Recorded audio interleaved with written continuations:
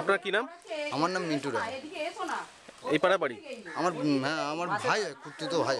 আচ্ছা, পাশের বাড়ি। বলুন, আপনি কি বলছেন বলুন।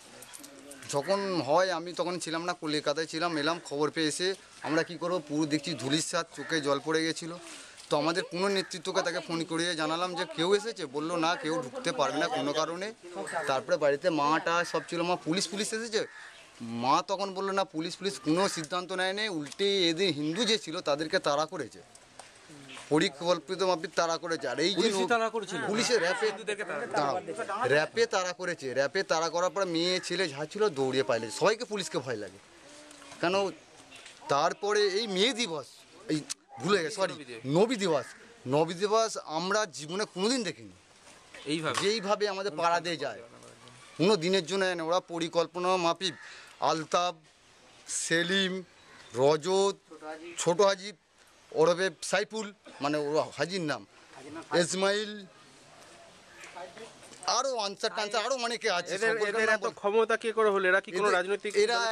এরা একটা রাজনৈতিক দলের সঙ্গে যুক্ত। সে দল হচ্ছে আমাদের পাঁচলা থানার গুলশান মল্লিক, আমাদের বিধায়ক পাঁচলা থানার গুলশান মল্লিক। তার পরিকল্পনা মাফিক ওদের কিছুদিন এগোনে টিএমসি ভার্সেস কংগ্রেস মারপিট হয়। সেই ঝা মাল অস্ত্র ছিল সেইটাই। মল্লিক কোন দলের? ও টিএমসির একটা, তো ওদের একটা মারপিট, সেই মারপিটের অস্ত্রটা সেই হিন্দুদের ওরা করে ব্যবহার করে।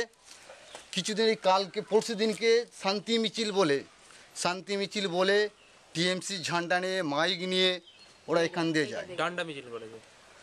অতএব শতিনেক ছেলে ছিল, যেটা শান্তি মিছিল আমরা দেখেছি শান্তিভাবে নীরবভাবে যাওয়া হয়, সেইভাবে যাওয়া হয়নি। কোনো কারণবশত ও লাঠি সোঁটা নিয়ে এইভাবে শান্তি মিছিল করে টোটাল ওরা বেলতলা দিন এসেছে। এই শান্তি মিছিলে এখানকার যারা অত্যাচারিত হিন্দু তারা কি অংশগ্রহণ করেছিল? আমরা আমাদের টোটাল গাব্বেরিয়া, হাঁকোলা যার ক্ষয়ক্ষতি হয়েছে কোনো ছেলে একটাও ছিল না। তাহলে এখানে কারা ছিল? যা ছিল, যেটা বলা হয় গুলশানের হারমাত বাহিনী, ও এখানে দেখালো, আরও ভয় দেখালো যে এইভাবে তোমরা যদি আমাদের কিছু করতে যাও, কোনো আমার ছেলে নাম, তাহলে আমরা বিকল্প রাস্তা আরও নিতে পারি। সেটা দেখিয়ে গেল পাড়ার ওপর দিয়ে।